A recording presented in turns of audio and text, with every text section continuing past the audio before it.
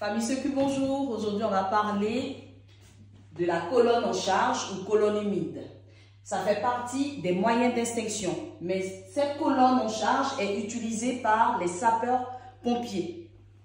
Donc, je vous ai schématisé un peu plus ou moins pour vous montrer comment ça fonctionne. Il faut savoir aussi que la colonne en charge, c'est lorsque l'IGH, l'immeuble de grande hauteur, est plus de 50 mètres. Lorsque l'IGH a plus de 50 mètres, obligatoirement, on aura une colonne en charge. Et la colonne en charge va être alimentée par, en fait, une réserve d'au moins 120 mètres cubes. Et cette réserve peut être modulable. Voilà pourquoi j'ai fait le schéma de 60 mètres cubes modulable. Pourquoi j'ai fait modulable? Je vais vous expliquer. J'ai fait le schéma de la colonne en charge. J'ai fait une partie de la colonne en charge, mais dans un IGH, on a deux colonnes en charge. Pourquoi on a deux colonnes en charge? Parce que réglementairement, ils disent qu'il faut avoir au moins deux escaliers dans un IGH parce qu'on a un compartiment.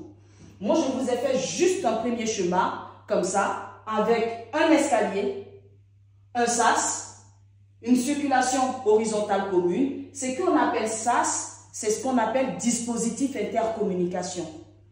Donc, les dispositifs intercommunication, ça va desservir le niveau des escaliers en allant dans la circulation horizontale pour pouvoir avoir accès au compartiment.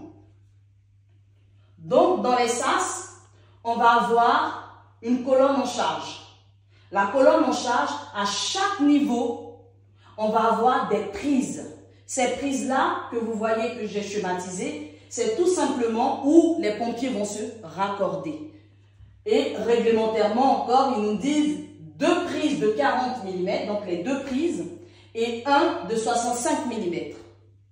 Obligatoire. Donc ça serait réparti dans chaque niveau. Voilà pourquoi j'ai fait chaque niveau. Maintenant, nous avons un réservoir de au moins 120 mètres cubes, donc qui est modulable, comme je viens de dire tout à l'heure, 60 mètres cubes, 60 mètres cubes, 60 mètres cubes. Il faut savoir qu'il faut qu'on ait un suppresseur et une pompe. OK? Donc, comment ça se passe? Lorsqu'on va avoir un sinistre, je vais mettre le sinistre ici, à ce niveau-là. Les pompiers, lorsqu'ils vont arriver, ils vont garer dehors, hors de l'IGH. Donc, hors de l'IGH, on va avoir un raccord d'alimentation. Ce raccord d'alimentation, là, je vais vous donner l'explication un peu plus tard. Le raccord d'alimentation, c'est lorsqu'il va y avoir défaillance que je vais vous donner les explications.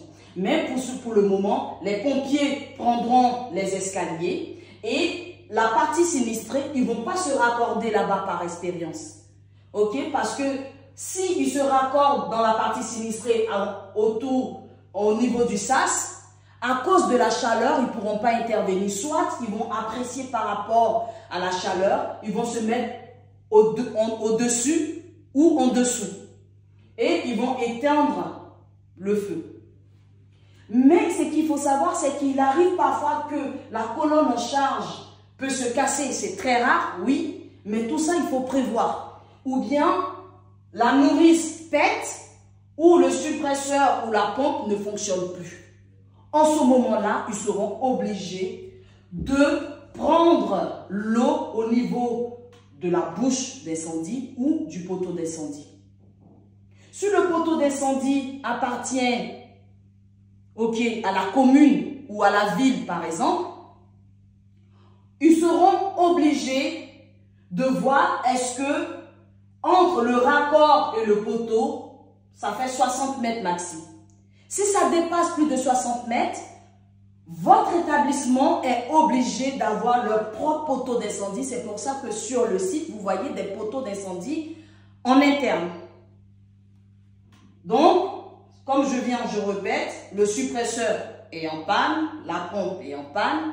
Les pompiers, qu'est-ce qu'ils vont faire? Ils vont se raccorder, par exemple, au niveau du poteau d'incendie, que je fais comme ça, ils vont se raccorder, et ils vont prendre la pression dans leur propre véhicule.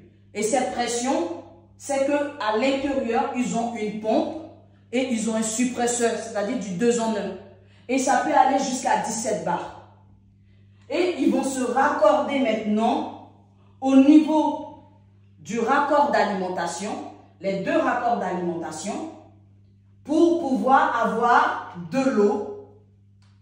Voilà, c'est-à-dire l'eau va venir comme ça au niveau du suppresseur et il va monter dans les 2 endroits pour pouvoir monter et atteindre ce sinistre.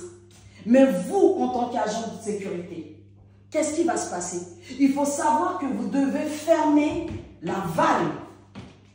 Parce que si vous ne fermez pas la vanne, l'eau du poteau avec le suppresseur peut casser la réserve.